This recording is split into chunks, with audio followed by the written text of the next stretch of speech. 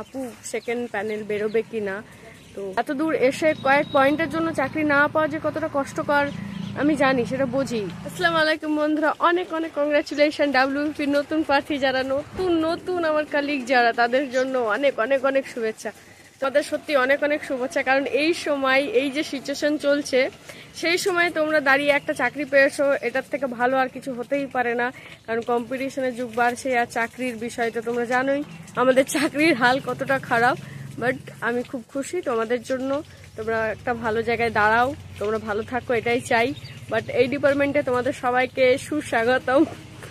তোমরা যারা চাকরি পেয়েছো তারা না খুব ভালোভাবে বাড়িতে সময়টা কাটাও, কারণ এই সময় আর আসবে না। এই সময়টা সত্যি জয়নিং এর আগে অবধি যে সময়, এই সময়টা খুবই ইম্পর্টেন্ট, খুবই ভাইটাল। কারণ এরপরে এত একটা সময় ধরে ফ্যামিলির কাছে কখনোই থাকতে পারবে না। থাকলে ওই 2 দিন 3 দিন করে ছুটি দেবে, ওর মধ্যে ফ্যামিলি ম্যানেজ করতে হবে। তো যেই একটু সময় পাচ্ছ জয়নিং এর আগে অবধি ফুল টাইম দাও ফ্যামিলিকে, ফুল। আর যারা পাওনি তাদের জন্য এটাই বলবো, মন খারাপ করো না। আর নতুন অনেক ভ্যাকান্সি এসছে, ডাব্লিউপির এসছে, কেপির এসছে, তোমরা ভরপুর প্রিপারেশন করো, তোমাদের জন্য ওটা অবশ্যই হবে। কেন হবে না? লেগে থাকো, লেগে থাকলে কোনোদিন হাতছাড়া হবে না। চাকরি যখন হচ্ছে, জেনুইন হচ্ছে, টাকা দিয়ে না, পয়সা দিয়ে না, বাস কিছু মেহনতের ফল, কিছু মেহনতের পরিমাণে তোমরা ওই চাকরিটা পাবে। তোমাদের বেকারত্ব দূর হবে, ফ্যামিলির মুখে একটু হাসি ফোটাতে পারবে। অনেকের ফ্যামিলির অবস্থা খুব খারাপ, আর আজকালকার যুগে চাকরি কার লাগবে না, সবার চাকরি দরকার। আমারও দরকার ছিল, তোমাদেরও দরকার।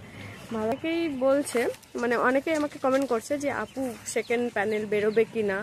তো জেনুইন বলছি, সেকেন্ড প্যানেল বেরোবার কোনো চান্স আমি দেখছি না। যতটুকু আমি ডিপার্টমেন্টে আছি, যতটুকু জেনেছি বুঝেছি, দেখো সেকেন্ড প্যানেল বের করাটা একটা অন্যরকম ব্যাপার। ডাব্লিউবিপিতে কোনোদিন বেরায়নি, আর এটা বেরোনোর সম্ভাবনা নেই। কেন বলছি, তারও কারণ আছে। যদি ডাব্লিউবিপিতে সেকেন্ড প্যানেল বের করে তাহলে কি হয় বিষয়টা দেখো, যে মেয়েগুলো আজকে অন্য ডিপার্টমেন্টে ঢুকেছে, যারা জয়েন করবে না অথচ ইন্টারভিউ দিয়েছে, কেপিতে ধরো তাদের হয়ে যাচ্ছে, তো ডাব্লিউবিপিতে যাবে না, ডাব্লিউবিপিতে হয়ে গেলে কেপিতে যাবে না, এরকম অনেক ব্যাপার থাকে। আমরা যখন জয়েন করেছি অনেক মেয়ে মানে ট্রেনিং সেন্টারও যায়নি, আর এটা হয়।